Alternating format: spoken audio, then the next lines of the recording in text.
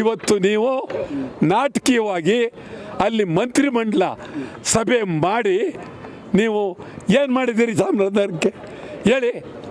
ಕಾವೇರಿ ನೀರು ತಂದವ್ರು ಯಾರು? ಜಿಲ್ಲೆ ಮಾಡಿದವ್ರು ಯಾರು? ಜೋಡಿ ರಸ್ತೆ ಮಾಡಿದವ್ರು ಯಾರು? ಸ್ಟೇಡಿಯಂ ಮಾಡಿದವ್ರು ಯಾರು?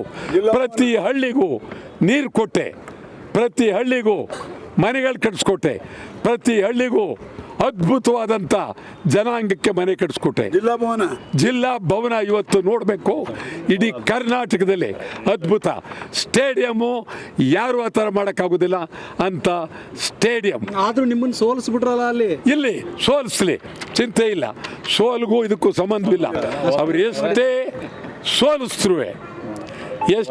ಸೋಲಿಸ್ತ್ರೂ ನಾನು ಅವ್ರ ಪರವೇ, ಅವ್ರ ಬಗ್ಗೆ ಗೌರವ ಇದೆ, ಆ ಜನಾಂಗದ ಬಗ್ಗೆ ಪ್ರೀತಿ ಇದೆ.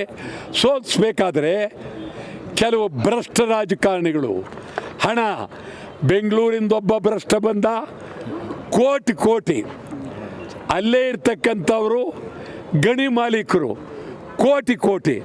ನಾನು ಜನ್ಮದಲ್ಲಿ, ನಾನು ಅಧಿಕಾರದಲ್ಲಿ ಅಲ್ಲಿ ನಿಮ್ಗೆ ಹೇಳೋದಾದರೆ ಕನಿಷ್ಠ 500 ಕೋಟಿ ಮಾಡ್ಬೋದಾಗಿತ್ತು. 5 ಪೈಸಕ್ಕೆ ಕೈ ಹಾಕಲಿಲ್ಲ, ಕ್ವಾರೆ ಕೈ ಹಾಕಲಿಲ್ಲ, ಜಮೀನಿಗೆ ಕೈ ಹಾಕಲಿಲ್ಲ, ಪ್ರಾಮಾಣಿಕವಾಗಿ ರಿಯಲ್ ಎಸ್ಟೇಟ್ಗೆ ಕೈ ಹಾಕಲಿಲ್ಲ. ಭಾಳ ಅದ್ಭುತವಾಗಿ, ಪ್ರಾಮಾಣಿಕವಾಗಿ, ಆದರ್ಶವಾಗಿ ಪ್ರಜಾತಂತ್ರ ರೀತಿಯಲ್ಲಿ ನಡ್ಕೊಂಡು ಬಂದೆ. ಇವತ್ತು MLC ಮಾಡ್ಬೋದಾಯ್ತು. ಬೇಡ,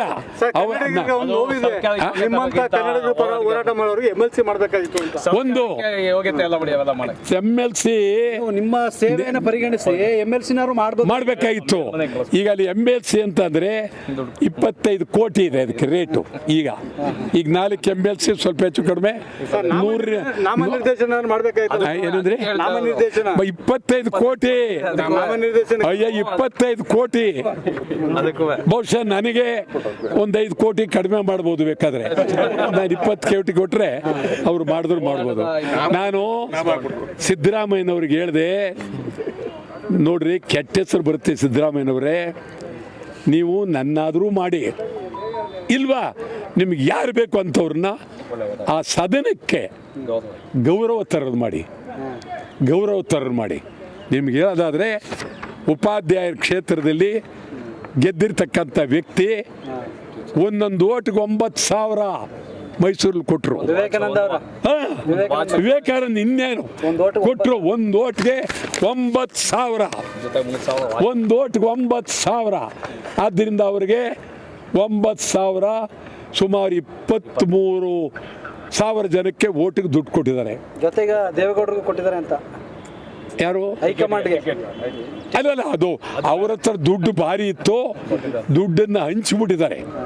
ಈ ಉಪಾಧ್ಯಾಯರುಗಳನ್ನ ನಾನು ಭಾಳ ಗೌರವ ಇಟ್ಕೊಂಡಿದ್ದೆ, ನನಗೆ ಓಟ್ ಕೊಡ್ತಾರೆ ಅಂತ.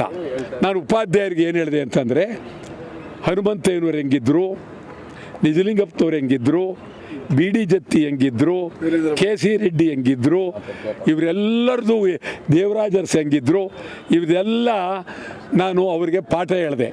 ಆ ಉಪಾಧ್ಯಾಯರುಗಳಿಗೆ ನಾ ಪಾಠ ಹೇಳಿದೆ, ತಿಳ್ಕೊಳ್ಳಿ, ನಾನು ಆದರ್ಶ, ಓಟ್ ಕೊಡಿ ನನಗೆ ಅಂತ. ಅವರೇನು ಮಾಡಿದ್ರು, 9,000ಕ್ಕೆ ಒಂದು ಓಟ್ ಕೊಟ್ಟರು. ಮರ್ತಿಬ್ಬೇಗೌಡರು 5,000 ಅವ್ರಿಗೊಂದು ಓಟ್ ಕೊಟ್ಟರು. ಇವು ಅಟಲ್ ನಾಗರಾಜ್ ಪಾಪ ಆದರ್ಶ ಅಂತ ಹೇಳಿದ್ದಾರೆ ಅಂತೇಳಿ 3ನೇ ಓಟು 14,500 ಓಟ್ ಕೊಟ್ಟವ್ರೆ. ಯಾಕೆ? ಒಂದು ಕೊಟ್ಬೋಣ, ಇವ್ರಿಗೆ ಒಂದು ಕೊಟ್ಬೋಣ. 14 ನೀವು ದುಡ್ಡು ಎಷ್ಟು ಖರ್ಚು ಮಾಡಿದ್ರಿ? ನಾನಾ ದುಡ್ಡಿದ್ರಲ್ವೇ ಖರ್ಚು ಮಾಡೋದು? ನೀನು ಸರಿ, ಎಲ್ಲಿ ದುಡ್ಡಿದೆ? ನಾ ದುಡ್ಡಿದ್ರೂ ದೇವರಾಣೆ ಹೇಳ್ತೀನಿ, ದುಡ್ಡು ಕೊಡ್ತಿರಲ್ಲ. ಉಪಾಧ್ಯಾಯರುಗಳು ದುಡ್ಡು ಮುಟ್ಬಾರ್ದು, ಪದವಿ ಶಿಕ್ಷಕರು ದುಡ್ಡು ಇಸ್ಕೋಬಾರ್ದು, ಶಿಕ್ಷಕರು ಇಸ್ಕೋಬಾರ್ದು, ಪದವೀಧರರು ಇಸ್ಕೋಬಾರ್ದು, ಸಾಮಾನ್ಯ ಜನ ಇರಲಿ. ಏನಾಗೋಗಿದೆ ಅಂತಂದರೆ, ಚುನಾವಣೆ ದುಡ್ಡು ಎಷ್ಟಿದೆ ಅಂತ ಅವರೇ ಕೇಳ್ತಾರೆ, ನಾವು ನಿಲ್ಲೋಕೆ ಹೋದ್ರೆ ಎಷ್ಟಿದೆ. ಅದೇ ಹೇಳೋದು, ನಾನು ಚಾಮರಾಜನಗರದಲ್ಲಿ ಸೋಲ್ಬೇಕಾದ್ರೆ ಭ್ರಷ್ಟ ರಾಜಕಾರಣಿಗಳು, ಜಾತಿ, ಇದರಿಂದ ಸೋತೆ. ಇಲ್ಲದೇ ಇದ್ರೆ ನಾನು ಚಾಮರಾಜನಗರವನ್ನು ಇಡೀ ಕರ್ನಾಟಕದ ಭೂಪಟದಲ್ಲಿ ಮೇಲೇರಿಸಿದ್ದೆ. ಚಾಮರಾಜನಗರ ಕರ್ನಾಟಕದ ಭೂಪಟದಲ್ಲಿ ಅದ್ಭುತವಾಗಿ ಕಾಣೋಂಗೆ ಮಾಡಿದ್ದೆ. ಎಲ್ಲ ಜನಾಂಗದ ಜೊತೆಯಲ್ಲಿ ಪ್ರೀತಿ, ನನಗೆ ಯಾವ ಜಾತಿ ಇಲ್ಲ, ಏನಿಲ್ಲ, ಪ್ರತಿಯೊಬ್ಬರಿಗೂ ನಾನೇ. ನಿಮ್ಗೆ ಹೇಳೋದಾದರೆ ಅಲ್ಲಿ ನೀವು ದಯವಿಟ್ಟು ಹೋಗಿ ಆ DC ಆಫೀಸ್ ನೋಡಿ, ಏನು ಅದ್ಭುತವಾಗಿದೆ. ನಿಮ್ಗೆ ಹೇಳಿದ್ದಾರೆ ಬಸವ ಭವನಕ್ಕೆ ಇದುವರೆಗೂ ಒಬ್ಬರು ಜಾಗ ಕೊಟ್ಟಿರಲಿಲ್ಲ. ನಾನು ಬಸವ ಭವನಕ್ಕೆ ಜಾಗ ಕೊಟ್ಟೆ.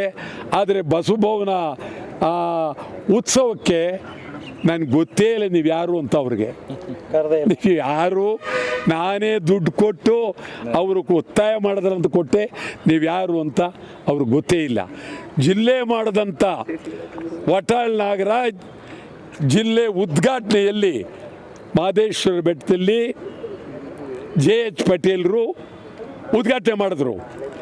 ನಾನು ಪಟೇಲ್ ಇಲ್ಲದೇ ಇದ್ರೆ ಆ ಜಿಲ್ಲೆ ಕಣ್ತಾಗ್ತಿರ್ಲಿಲ್ಲ.